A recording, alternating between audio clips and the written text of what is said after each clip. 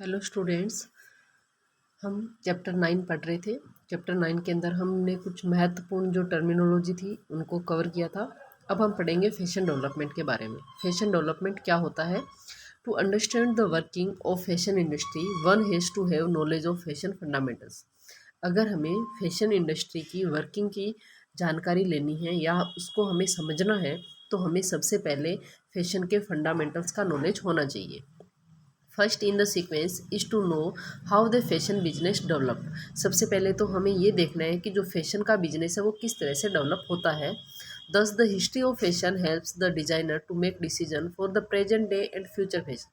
और उसके बाद में जो हिस्ट्री है फैशन की वो किस तरह से जो डिज़ाइनर है उनकी हेल्प करती है प्रेजेंट डे में और फ्यूचर फैशन में। क्योंकि जो हिस्ट्री है फैशन से रिलेटेड, डिज़ाइनर अगर उसकी हिस्ट्री को जानेंगे तो उनको अंदाज़ा होगा कि वर्तमान में किस तरह के फैशन की डिमांड है और आगे आने वाले में जो आगे आने वाला टाइम है उसमें किस तरह का जो फैशन है वो ट्रेंड में आ सकता है। Ideas from the past are often reinterpreted for today's fashion. और जो आइडियाज़ है पुराने आइडियाज़ उनसे हम आज का जो फैशन है उसको री इंटरप्रेट कर सकते हैं। Fashion as we know it is relatively new. Fashion जैसा कि हम जानते हैं जनरली जो न्यू चीज़ होती है या न्यू कुछ भी स्टाइल होता है उसको हम कहते हैं fashion. In ancient and medieval times styles remained practically unchanged for a century at a time. जो एंशियंट टाइम था यानी कि जो प्राचीन टाइम था और मिडाइवल जो मध्यकालीन टाइम था उसके अंदर जो स्टाइल्स होते थे, जो जो भी फैशन होते थे, जो स्टाइल्स होते थे, जो ट्रेंड होते थे वो सदियों तक अनचेंज्ड होते थे, यानी कि उनमें ज़्यादा बदलाव देखने को हमें नहीं मिलता था। During Renaissance, Western civilization discovered different cultures, customs and costumes leading to accelerated in fashion change। लेकिन जैसे ही जो वेस्टर्न सिविलाइजेशन हुआ, जो अलग अलग जो कल्चर्स है उनमें जो कस्टम है, कॉस्ट्यूम है, उनमें एक एक्सिलरेट चेंज हुआ फैशन के according. With the availability of new fabrics and ideas people yearn for many for more new things. और जैसे जैसे नए फैब्रिक नए आइडिया लोगों के सामने आने लगे तो लोगों ने भी नई नई चीज़ों को अपनाना शुरू कर दिया। France the centre of fashion. यहाँ से आपके इम्पोर्टेंट क्वेश्चन बनता है कि द सेंटर ऑफ फैशन कौन सा कंट्री है, तो यहाँ आपका आंसर होगा France. France dominance over international fashion began in early 18th century. France 18th century तक इंटरनेशनल फैशन में डोमिनेंस था, यानी कि 18वीं शताब्दी से जो फ्रांस है वो फैशन के एरिया में आ चुका था, फैशन के क्षेत्र में आ चुका था। और इंटरनेशनल फैशन की बात करें तो फ्रांस का डोमिनेंस था इसमें। Until industrial revolution people belong to two main classes, wealthy and poor. जब तक इंडस्ट्रियल रिवोल्यूशन नहीं हुआ था यानी कि औद्योगिक क्रांति नहीं हुई थी, उससे पहले जो लोग हैं वो दो क्लासेस से बिलोंग करते थे, एक तो वेल्दी और दूसरा poor. Only the wealthy could afford fashionable cloth. सिर्फ जो वेल्दी पीपल होते थे, जो धनवान पीपल होते थे, वही फैशनेबल क्लोथ्स को अफोर्ड कर पाते थे। By the turn of 18th century king Louis 14 court members became the trend setters of taste, making Paris the fashion capital of Europe. लेकिन 18वीं सेंचुरी तक आते आते किंग लुइस 14 उनके जो कोर्ट मेंबर थे, उनके जो दरबार में रहने वाले मेंबर्स थे, उन्होंने जो जो पेरिस है उसको फैशन की कैपिटल बना दिया यूरोप की, यानी कि यूरोप की फैशन कैपिटल क्या है? पेरिस। तो ये जो पेरिस है उसको फैशन कैपिटल बनाने वाले कौन थे? King Louis 14। और ये कब बनाई गई? 18th सेंचुरी के आसपास। तो आपको यहाँ पर भी इम्पोर्टेंट मार्क कर लेना है, अंडरलाइन कर लीजिए इसको, यहाँ से आपके क्वेश्चन आ सकता है। Many of the French cities were supplying the court with silk fabrics, ribbons and laces। और फ्रेंच सिटीज बहुत सारी क्या सप्लाई करती थी? सिल्क फैब्रिक को, रिबन को और लेसेज को। At this time intricate seaming of fashion required painstaking hand sewing. और इस टाइम में जो सीमिंग है, जो सिलाई है, उसके लिए किस चीज़ की ज़रूरत थी? हैंड सीविंग की, यानी कि हाथों से सिलाई के द्वारा जो वस्त्र है वो बनाए जाते थे। All the clothes were handmade and custom made. जितने भी क्लोथ्स बनते थे वो सारे हैंडमेड और कस्टम मेड होते थे। That is made to fit the customer's exact measurement. और क्योंकि ये हाथों से बनाए जाते थे, कस्टम मेड होते थे, तो जो भी कस्टमर होते थे उनकी बॉडी के अकॉर्डिंग, उनके बॉडी के मेजरमेंट के अकॉर्डिंग बनाए जाते थे, इसलिए ये उनके मेजरमेंट पर फिट बैठते थे। France become the center of fashion due to support from the royal court and the development of silk industry there। जो फ्रांस है वो सेंटर ऑफ फैशन कैसे बना? क्योंकि उसको रॉयल कोर्ट ने सपोर्ट किया और इसके साथ ही साथ वहाँ पर सिल्क इंडस्ट्री का डेवलपमेंट हुआ। तो आपके क्वेश्चन आ सकता है कि फ्रांस जो है वो सेंटर ऑफ फैशन कैसे बना? तो आपका आंसर होना चाहिए due to support from the royal court and the development of silk industry there. अब नेक्स्ट एक टर्म आती है, बहुत इंपॉर्टेंट टर्म है। ये जितनी भी इंपॉर्टेंट चीज़ें मैं बता रही हूँ इनको आपको 100% अंडरलाइन करना है और इनको एग्ज़ाम के लिए आपको 100% लर्न करके जाना है, क्योंकि यहाँ से आपके क्वेश्चन आएंगे, 100% आएंगे।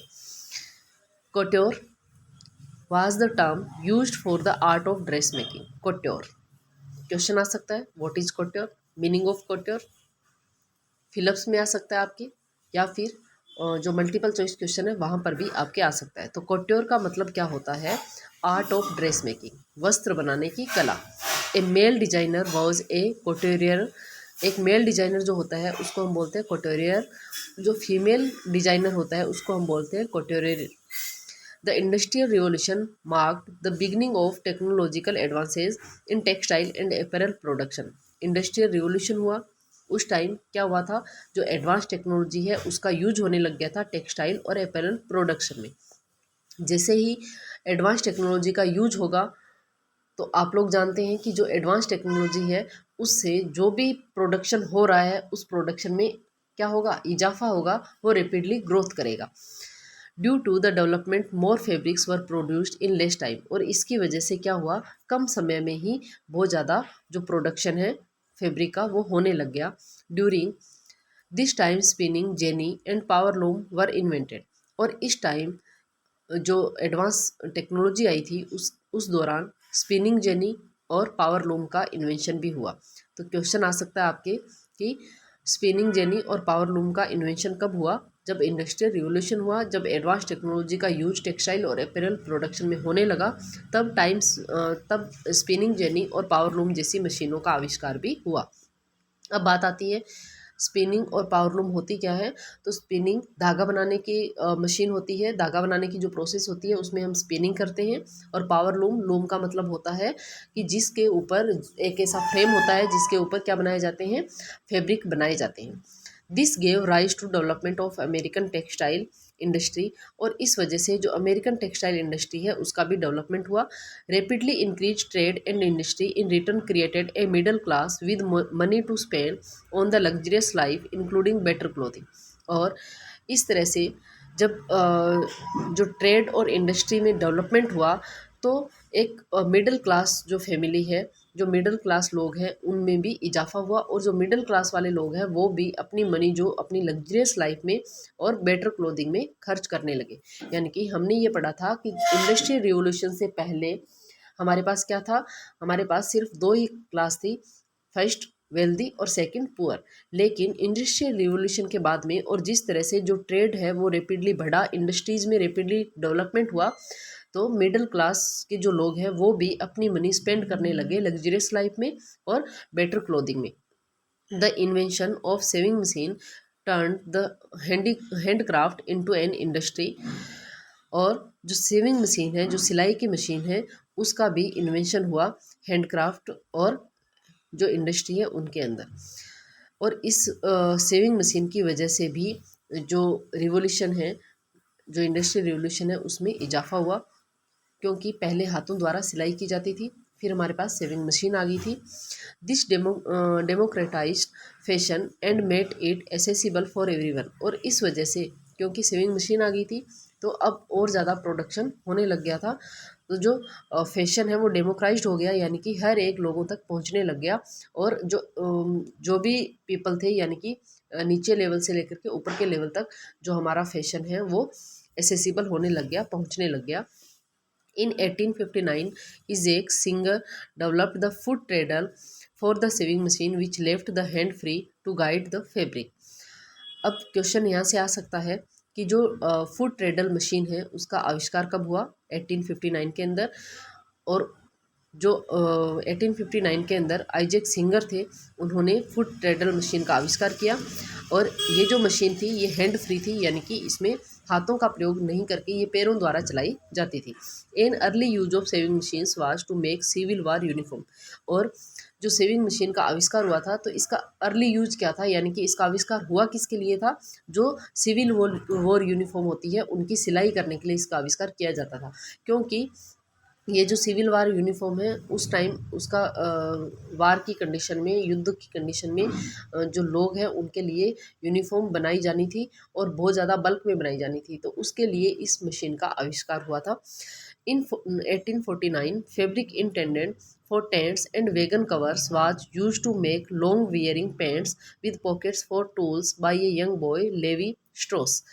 एक यंग बॉय था जिसका नाम था लेवी स्ट्रॉस। इसको भी आपको अच्छे से इस नेम को ध्यान में रखना है और इसको याद रखना है कि एक यंग बॉय था जिसका नेम था लेवी स्ट्रॉस, और उसके द्वारा जो टेंट और वेगन कवर थे उनसे एक लॉन्ग वियरिंग पैंट बनाई गई और उस पैंट में पॉकेट भी लगाई गई, यानी कि विद पॉकेट पैंट बनाई गई। और पॉकेट इसलिए लगाई गई ताकि जो भी टूल्स होते हैं, जो भी सामग्री हमारे काम में आती है उसको उसमें रखा जा सके। और ये आविष्कार कब हुआ? 1849 के अंदर। Later these became popular and were called denim. और बाद में ये पेंट इतनी पॉपुलर हो गई कि आज भी ये जो पेंट है वो आज भी हम लोग प्रेफर करते हैं। और इनको क्या कहा जाने लग गया? Denim. Denim clothes, denim paints सब जानते हैं। This was the beginning of clothes specially made for labourers. और ये जो क्लोथ्स है ये स्पेशली किसके लिए बनाए गए थे? लेबरर्स के लिए, जो मजदूर वर्ग है उनके लिए बनाए गए थे। This is the only apparel that has remained same for the last nearly 150 years. और ये एक ऐसा फैब्रिक है, ऐसा अपैरल है जो आज भी 150 सालों से आज भी सेम कंडीशन में बना हुआ है। यानी कि उस टाइम जो डेनिम का आविष्कार हुआ था लेबर वर्क के लिए हुआ था, जो सिविल वॉर यूनिफॉर्म है उसके लिए हुआ था, और आज भी जो डेनिम पैंट है वो आज भी अपनी उसी अवस्था में बनी हुई है।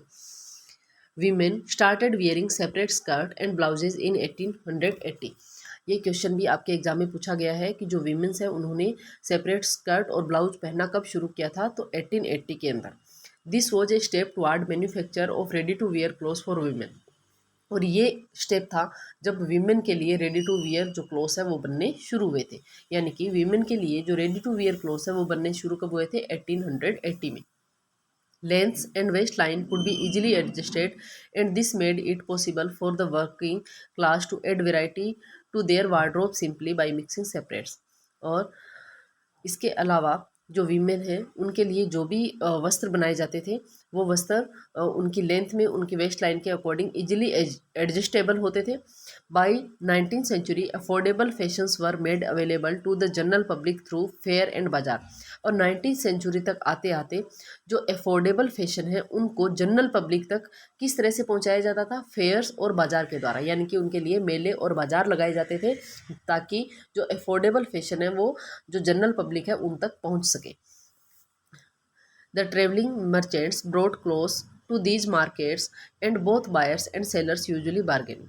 और जो ट्रेवलिंग मर्चेंट्स होते थे वो इन मार्केट से क्लोथ्स खरीदते थे और वो घर घर जा कर के बेचते थे, और जो बायर और सेलर है उनके बीच में बार्गेनिंग भी होती थी।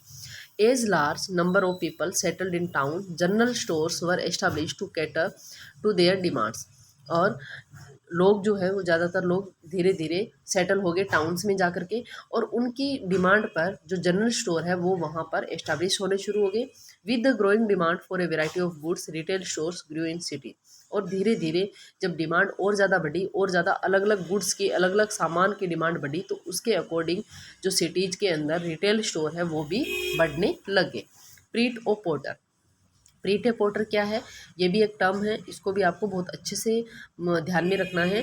प्रीट ए पोर्टर जहाँ पर भी वर्ड आएगा इसका मतलब है रेडी टू वियर, यानी कि जो रेडीमेड क्लोथ्स होते हैं उनके लिए फ्रेंच जो लैंग्वेज है उसमें वर्ड यूज़ किया जाता है प्रीट ए पोर्टर। जितनी भी फैशन टर्मिनोलॉजी है वो सारी मोस्टली कौन सी लैंग्वेज में? हमारे फ्रेंच लैंग्वेज में, क्योंकि जो फ्रांस है वो फैशन का सेंटर है, तो जितनी भी टर्मिनोलॉजी यूज़ की जाती है फैशन के अंदर वो फ्रेंच लैंग्वेज में आपको देखने को मिलेगी। प्रीट ए पोर्टर, इसका मतलब होता है ready to wear clothing line, were the first radical alternative to cotton piece when they hit boutiques in the 1960। सबसे पहले 1960 के अंदर जो pret a porter ready to wear clothes है वो क्वार्टर पीस के अल्टरनेटिव के रूप में यूज में आए। अब बात आती है कोटोर पीस क्या होते हैं। Couture piece art of dress making, यानी कि वस्त्र बनाने की कला। पहले जो भी डिजाइनर होते थे वो वस्त्र बनाते थे जो भी कस्टमर होता था उसके मेजरमेंट के अकॉर्डिंग। लेकिन बाद में 1960 के आसपास जो ready to wear pret a porter जो क्लॉथ आए उन्होंने कोटोर पीसेज का अल्टरनेटिव की तरह काम किया। उन्होंने जो कोटोर पीसेज है उनके विकल्प की तरह काम किया। The term describes factory-made clothing that is sold in finished condition and is standardized size। और ये जो रेडी टू वियर क्लोथ्स आए इनको हम इस तरह से भी डिस्क्राइब कर सकते हैं कि ये वो फैक्ट्री मेड क्लोथ्स होते हैं जो फिनिश्ड फॉर्म में आते हैं हमारे पास, यानी कि हमें लाने के बाद में उसमें कुछ भी नहीं करना होता है, डायरेक्ट रेडी टू वियर होते हैं, रेडीमेड क्लोथ्स होते हैं। और ये अलग अलग स्टैंडर्ड साइज में हमें देखने को मिलते हैं, जैसे M size, L size, S size, XL, double XL, तो इस तरह हमें मिलते हैं और हम हमारे मेजरमेंट के अकॉर्डिंग वो साइज ले लेते हैं। यूवेस Saint लोरेंट YSL is credited as being the first French haute couture to come out with a full pret a porter line.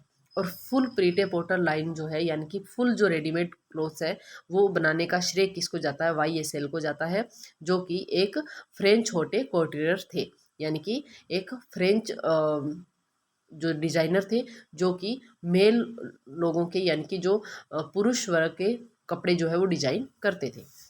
अब नेक्स्ट है फैशन इवोल्यूशन। फैशन इवोल्यूशन क्या है, फैशन साइकिल। इसके अंदर आप देख लीजिए पहले स्टेजेस ऑफ फैशन साइकिल। यहाँ पर आपको एक ग्राफ दिया गया है, इस ग्राफ को बहुत अच्छे से देखना है आपको।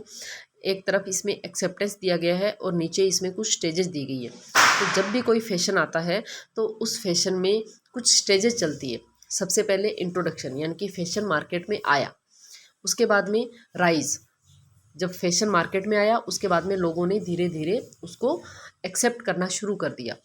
उसके बाद में पीक, यानी कि अब जो फैशन आया था लोगों ने उसको धीरे धीरे यूज करना शुरू कर दिया। अब जो हर वर्ग का पीपल है वो चाहेगा कि वो फैशन मेरे पास हो, लेकिन वो फैशन हर वर्ग के जो लोग हैं वो नहीं खरीद सकते। तो उसके लिए जो भी इंडस्ट्रीज होती है उन्होंने क्या किया, उस ओरिजिनल प्रोडक्ट की बहुत सारी कॉपीज़ बनानी शुरू कर दी और हर एक प्राइस में उसको उस पर्टिकुलर फैशन को मार्केट में लेकर आ गए। ये हो गया आपका पीक टाइम। उसके बाद में अब बहुत सारी जब उसका मास प्रोडक्शन होने लग गया, सब लोगों ने उसको अपना लिया, तो अब लोग उससे बोर होने लगे और धीरे धीरे उसको अपनाना कम कर दिया। तो अब जो फैशन है वो डिक्लाइन फेज में आ गया। और रिजेक्शन फेज का मतलब ये होता है कि अब लोगों ने उस फैशन को छोड़ दिया है अपनाना। अब लोग जो है वो जो नई चीज़ आई है उसकी तरफ वापस से मूव कर गए हैं और इस तरह से नया जो फैशन साइकिल है वो शुरू हो गया है। तो इस तरह से जो ये फैशन साइकिल है उसकी स्टेजेस चलती रहती है। अब है फैशन साइकिल। होता क्या है, fashion moves in A cycle. जो फैशन है वो एक साइकिल में मूव करता है, एक चक्र में मूव करता है। The way in which fashion changes is described as a fashion cycle.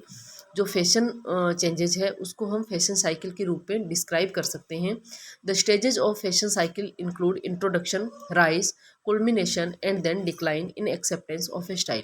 जो फैशन साइकिल की स्टेजेज है उनमें जो स्टेजेज आती है, सबसे पहले इंट्रोडक्शन, उसके बाद में राइज, उसके बाद में कुल्मिनेशन जिसको हम पीक भी बोलते हैं, नेक्स्ट डिक्लाइन और फिर एक्सेप्टेंस ऑफ द स्टाइल, यानी कि जो रिजेक्शन फेज आ जाता है। It is represented by a bell shaped curve of time and sales.